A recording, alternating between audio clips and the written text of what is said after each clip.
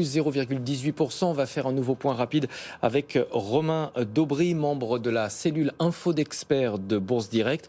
Romain, rebonjour. Le marché parisien en légère progression. Vous nous disiez tout à l'heure que le potentiel de hausse à court terme était relativement limité d'un point de vue technique. Oui, bonjour Stéphane. C'est ça, en effet, on le voit, on visait une cible, je vous disais, aux alentours de 139, on vaut 6141 pour l'instant. Pas d'alerte, pas de figure de retournement. On observe donc la réaction des prix sous cette oblique, la borne haute de ce fameux biseau. Il y a pas d'alerte, mais plutôt un signal d'épuisement. Alors, signal d'épuisement, ça ne veut pas dire signal de baisse. Dans l'immédiat, le mouvement aussi est puissant globalement, et on pourrait tout à fait aller déborder cette zone 6159, 6169 pour aller chercher les extensions dont je vous parlais, 6257, 6285.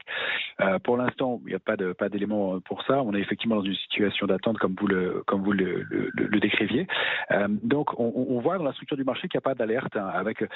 On l'a vu hier matin, il a fallu entre 8h30 et 21h pour descendre de 6163 points à 6110 points. Donc, toute la journée pour perdre 50 points. Et le rebond a été beaucoup plus rapide. Il s'est fait entre hier soir et ce matin en 1h30 de cotation à peu près. C'était la même chose en séance aujourd'hui, de 10h à 14h30. On a perdu une quarantaine de points et puis on a rebondi aussi vite. Donc, on sent que c'est une petite distribution progressive, mais qu'il n'y a pas de baisse de l'intérêt. Et au moins, je vous le disais, donc jusqu'à la semaine prochaine. Donc, on remonte les seuils d'alerte quand même pour être prudent dans ce marché. Donc, 6117, c'est un premier seuil. 6080 ensuite. Et puis la zone 5993, 6024 est plus importante pour nous.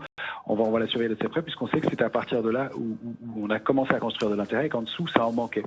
Et donc, dans ce marché, on procède par petites touches. Comme on le disait, on sort un peu de l'indice, on regarde des valeurs individuellement. On constate que la dynamique est intéressante sur Corian, qu'on a depuis quelques temps, qui repart.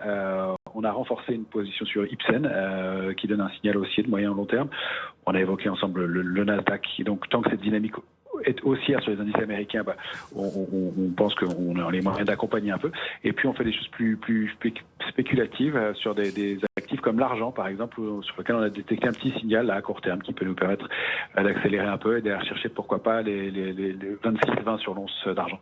Merci beaucoup Romain Daubry, membre de la cellule Info d'experts.